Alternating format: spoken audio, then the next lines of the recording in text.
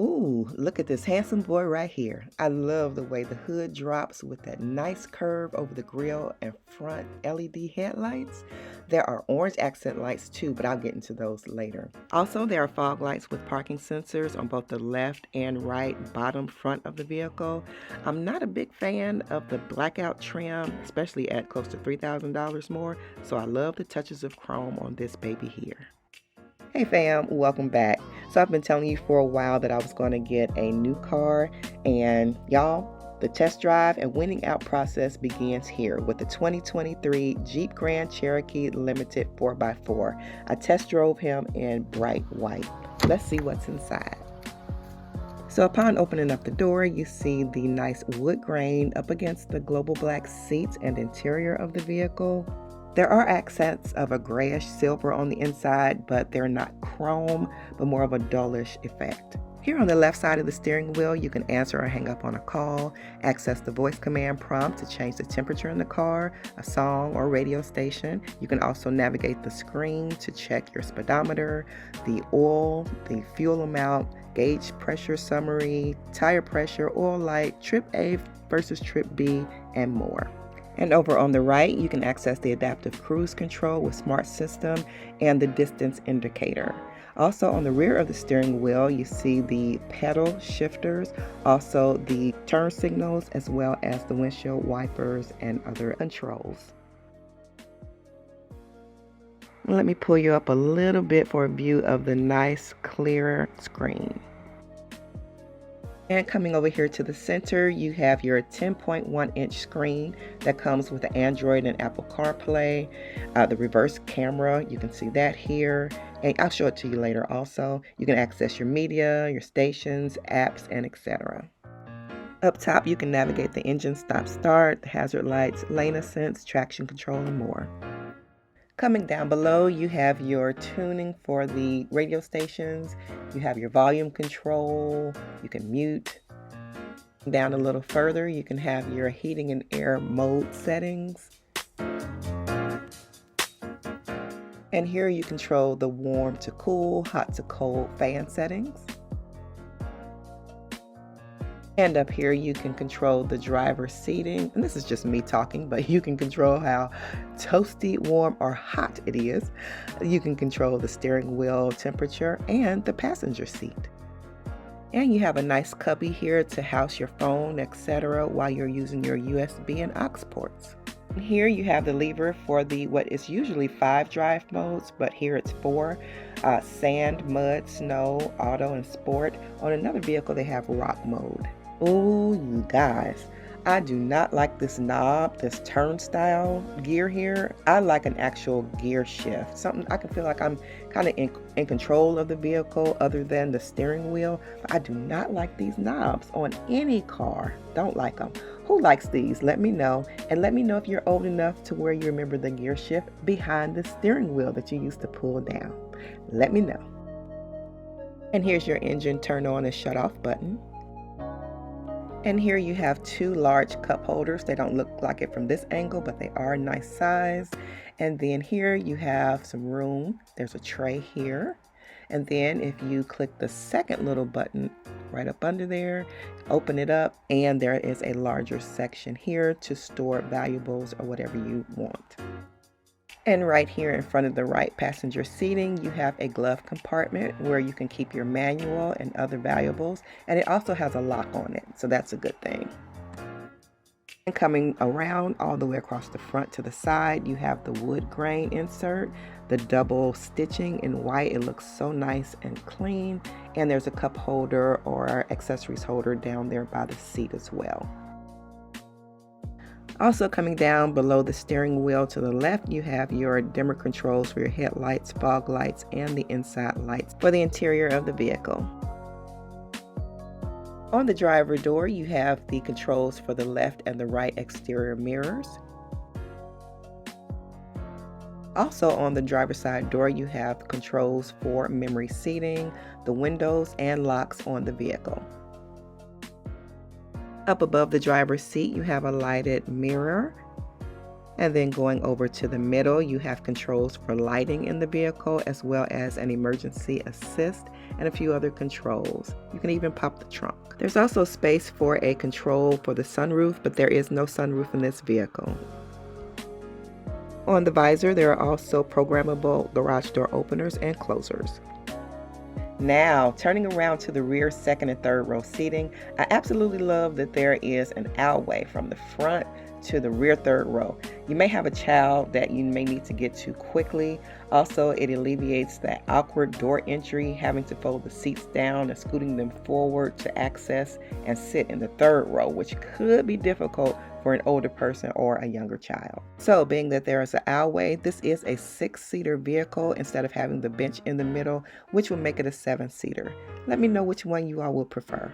Now, actually coming back to the second row, getting in, we have the wood grain again along the door, and we have controls for the windows here and the locks. The left door armrest is stylish and it's also very soft with room for essentials down below. You have a seat adjuster here as well as a pocket on the rear of the driver's seat. Oh, it's so roomy, y'all. So roomy. You will not be crammed in this vehicle. It's big. Going over to the middle, you have cup holders, nice size cup holders too. Also, there are controls for heat and air. And you have USB ports as well as other little charging station right back here underneath. There are armrests on both captain chairs on the aisleway side.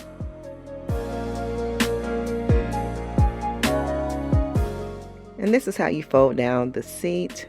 And then there's a little lever right up top, and that would push the seat even further for more room. If you needed to lie the other ones flat, this one can scoot up even further.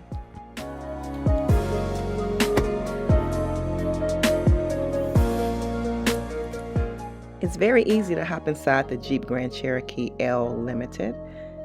Very spacious, as you can see again, going back towards the third row. And we have room for seating back here for 2. And it's very comfortable. It's very cozy. And I'm not just saying that because Jeep is not sponsoring me. But it is very cozy back here. And, oh, as I just pointed, there's no sunroof. Wish there were, but there's no sunroof. Now, the seats in front of me are pushed back a little bit, but still, there's a lot of room in this vehicle. Granted, I'm only 5'3" 3/4", but there's a lot of leg room in this Jeep Grand Cherokee. There are nice size cup holders back here, and again, those are those armrests, but good for comfort. And right by the seat next to me, there's a little cubby for personal items, another cup holder, of course, and there's controls there, and then a seat belt, headrest, everything you'd have up front, and there's air vents back here. Very important, air vents for the third row. Cup holder again, and a little cubby for personal items on this side. And peeking over my shoulder to the rear, there's the trunk. Looks like good enough room, but let's go look.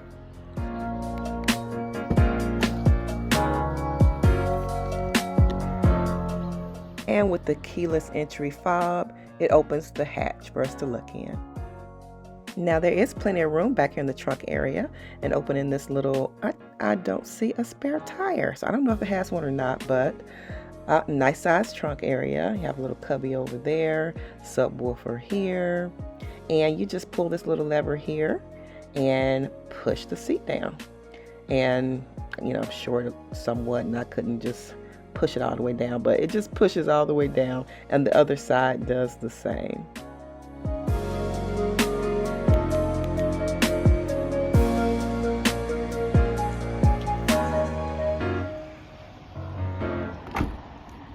Now you do have that windshield wiper as well as the spoiler up top there.